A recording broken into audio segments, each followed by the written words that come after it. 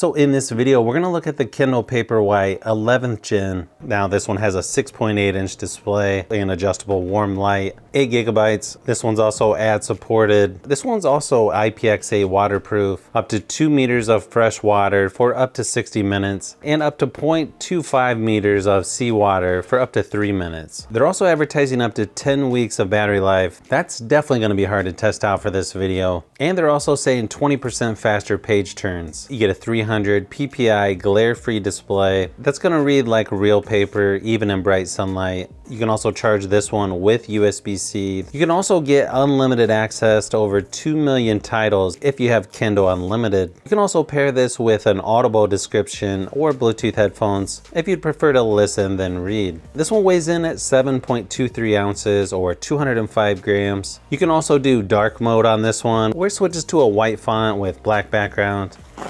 Unfortunately, it doesn't look like they include a charging brick on this one, but you get a decent length USB-C to USB-A charging cable, safety and warranty information.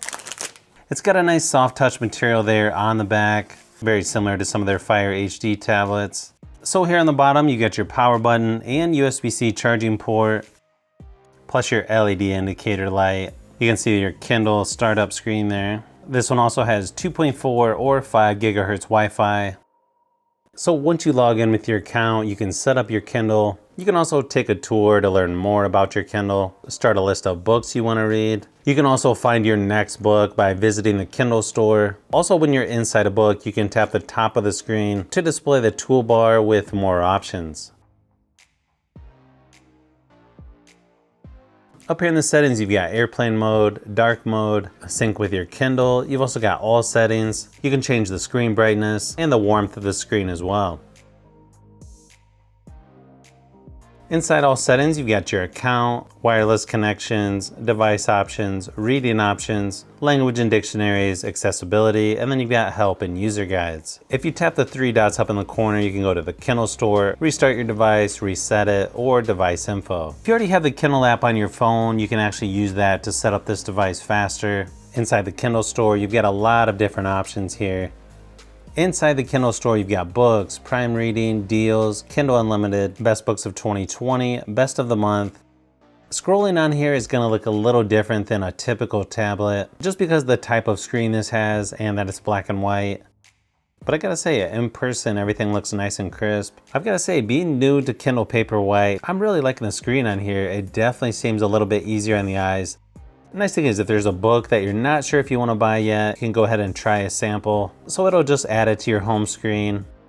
You just tap the right side of the screen to go to the next page, left side to go back.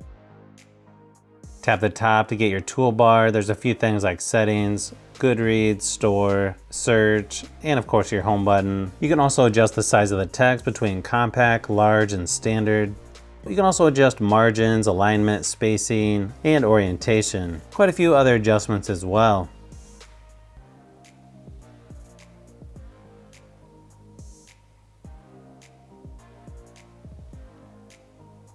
Performance-wise, I feel like this is plenty powerful enough for just browsing for new books, trying to figure out which one you want to read next. Hold the power button down, you can just do screen off or restart the device. Obviously the battery life on here is going to be crazy good. Really nice build quality overall. Nice grip on the back. If you're wondering what the ads look like, it just looks like this right here. Then you just swipe up to unlock it.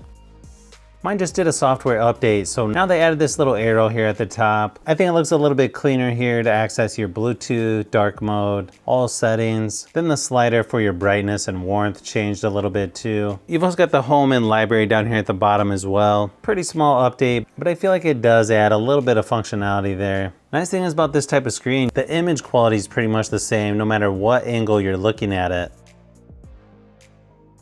Overall, my first impressions of the new Kindle Paperwhite, I definitely like what I'm seeing here. If you haven't used a Paperwhite before, I definitely think you should check one out just to see if you like it or not. Personally, I'd like to start reading some more books, so that's why I was curious about this one. And hopefully this video gave you a little bit more information about the new Kindle Paperwhite from Amazon. This is Brian from Fishbee Productions. Thanks for watching, and I'll see you on the next one.